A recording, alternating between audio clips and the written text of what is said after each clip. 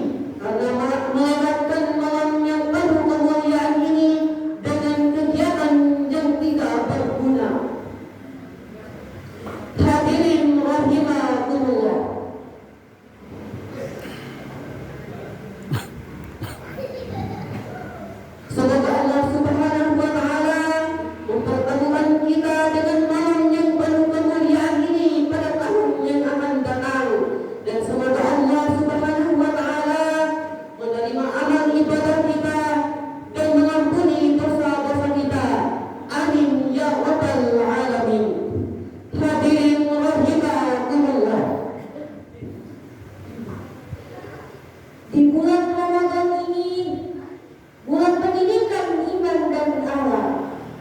Bulan Ramadan adalah bulan yang sangat istimewa. Ramadan bukan hanya bulan menahan lapar dan haus, tetapi bulan pendidikan iman dan akhlak. Allah Subhanahu wa Ta'ala berfirman dalam Al-Quran surah Al-Baqarah ayat 183.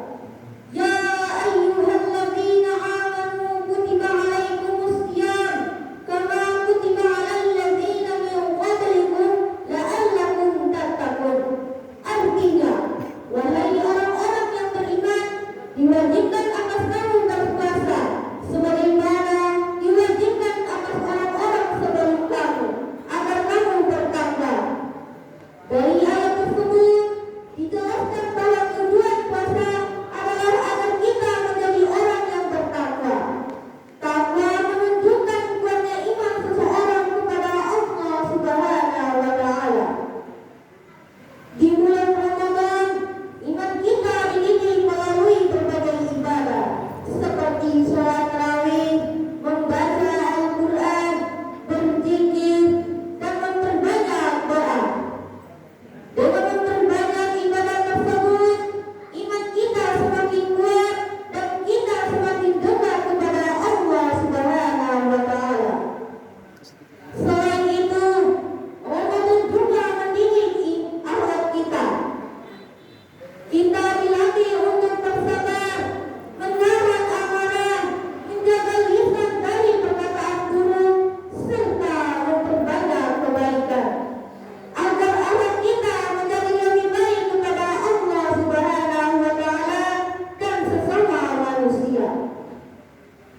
Jika setelah Ramadan kita menjadi pribadi yang lebih baik, lebih sopan kepada orang tua, lebih hormat kepada guru, dan lebih peduli sesama manusia, maka itulah tanda bahwa Ramadan telah berhasil mendidik iman dan akhlak kita.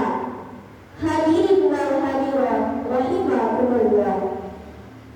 Marilah kita manfaatkan bulan Ramadan ini dengan sebaik-baiknya. Jadikanlah Ramadan sebagai madrasah kehidupan untuk memperkuat iman dan memperindah akhlak kita.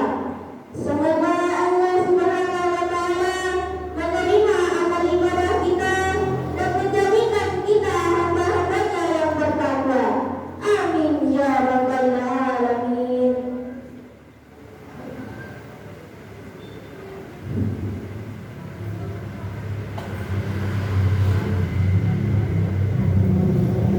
Demikian tausiah yang dapat Anda sampaikan pada kesempatan ini, yang benar datangnya dari Allah Subhanahu wa Ta'ala, sedangkan salah dan khilafnya datang dari Anda berdua.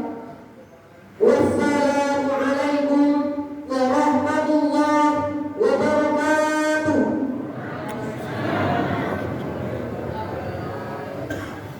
Waalaikumsalam warahmatullahi wabarakatuh. Itulah hasil sikap yang